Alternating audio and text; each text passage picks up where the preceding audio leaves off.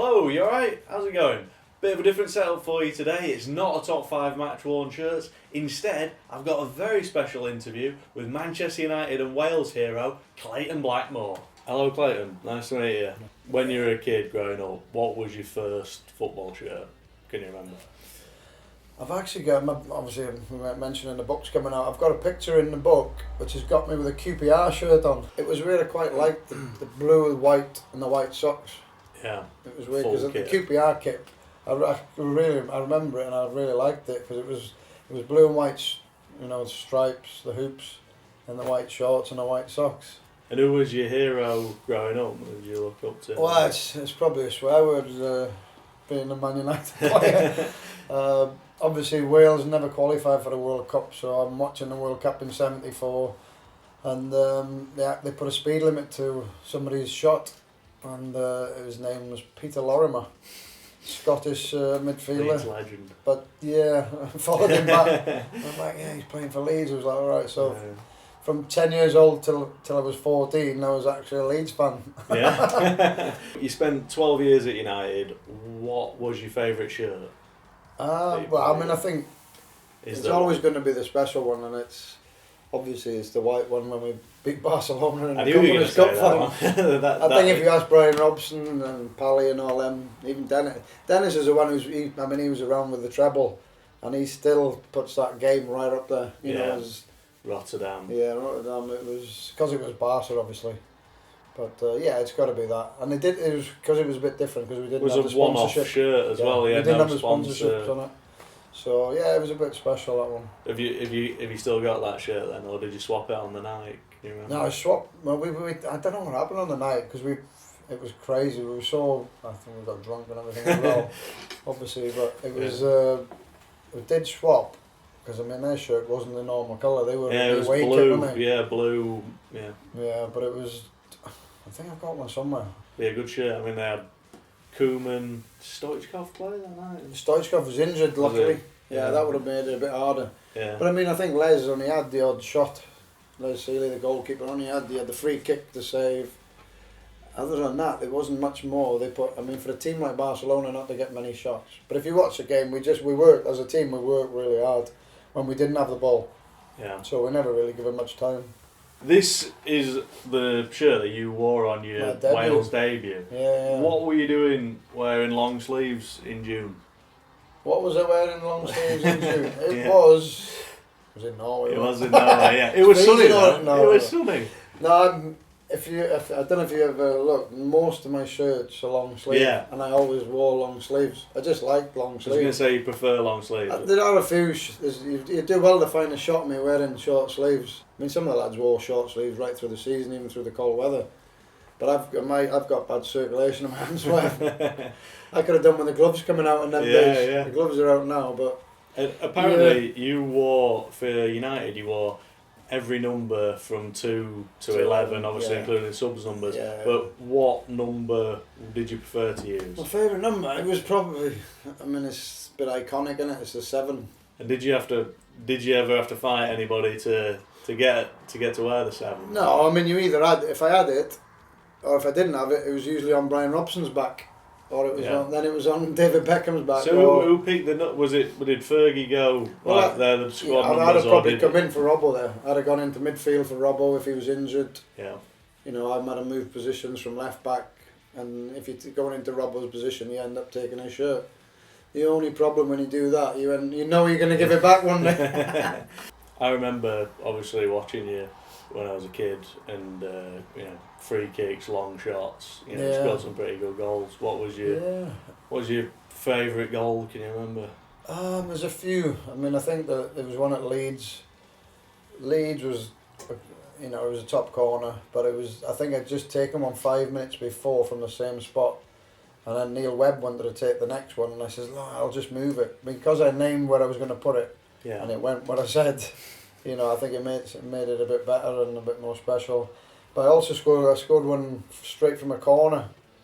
The Scholesy one. Yeah. I think it was Strack pinged it to the edge of the box, but it's coming in at that angle, so it's a harder one to strike. And I've hit it Stretford end, top right corner, 1-0 after about 10 minutes. That was probably that could be the best one I've scored, I think. Yeah.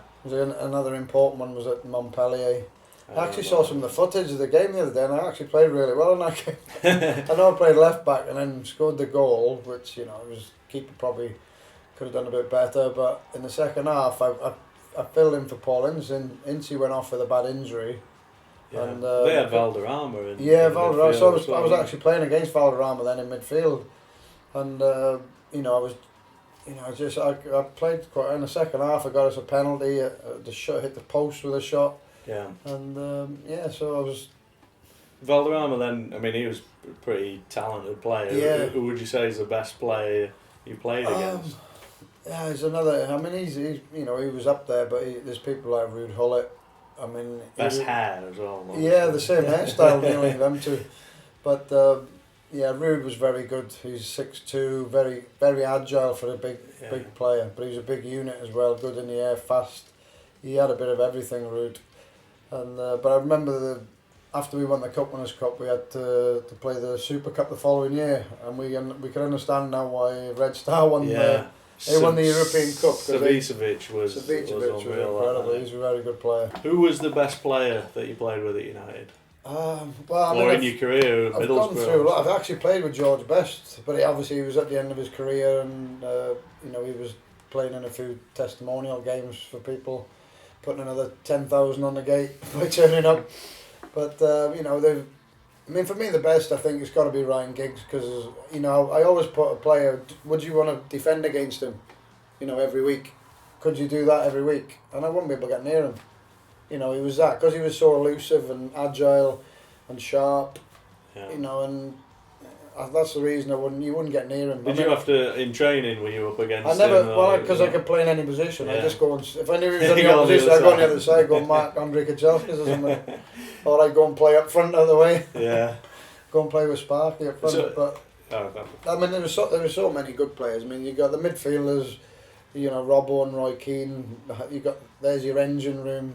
Yeah. You don't get a better engine room than them two. I mean, Robbo scored 100 goals, which for me give him the edge on Roy. Yeah.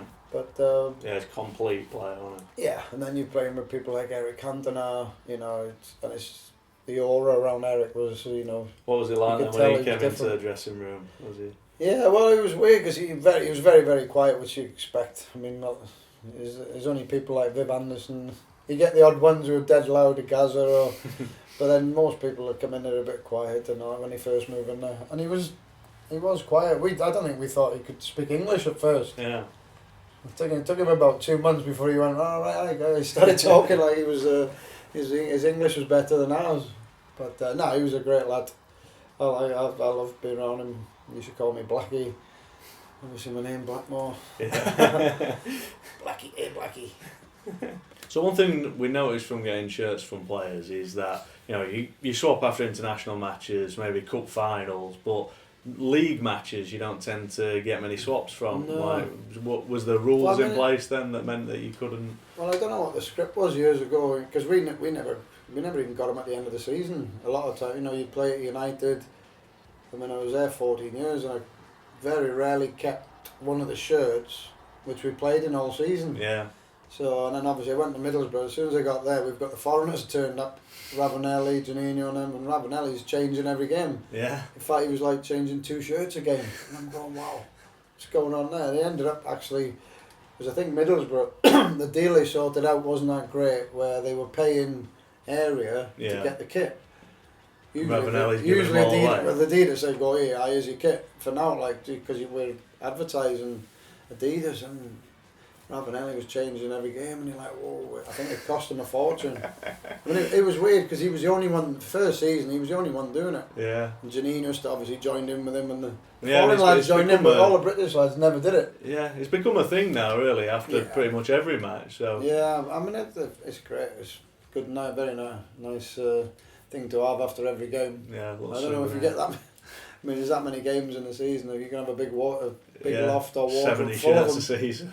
So what are you doing with yourself now? And well, I'm just doing. I've turned professional. Talking about striking footballs now. I'm striking a golf ball. Yeah, I turned pro a couple of years ago. If only for the seniors, you know, because I'm not physically. I wouldn't be able to.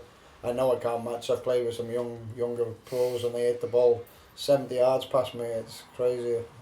And but you know, it's quite hard to get under the tour. There's not enough golfing. I've actually started a family up a bit late. Yeah. Yeah, about 10 years ago I started a family up, so I've got 3 kids and I'm very busy at the moment, looking after them and being a taxi driver really. Yeah. But yeah, I've got a book coming out now in a week or so. So Red, White and Blackmore. Yeah, Red, White and Blackmore. Some good stories in there then? Yeah, there's a few good stories in there, and it's, you know, I think, I mean, I'm not a big reader of books myself, to be honest, but I love, when I look at some of the old stuff, all the old books, and you see the pictures in the games. I love all the pictures. Yeah, and yeah. I've got a lot of old pictures. I've even got one in there. I think I'm 2-year-old. And I'm sat in my mum's lap at 1960, I think it was 6. Yeah. So, and then they've got pictures going all the way up. So the pictures alone tell a big story. Well, it tells a story in my life, really. Thanks a lot, Clayton. Very nice talking to you. All the best with your golfing and the book. Hope you enjoyed that. Thanks a lot for watching. If you want to see more football players getting interviewed by myself talking about football shirts, leave me a comment below. Make sure you like the video, subscribe to the channel, and I'll see you again soon for another video. Cheers.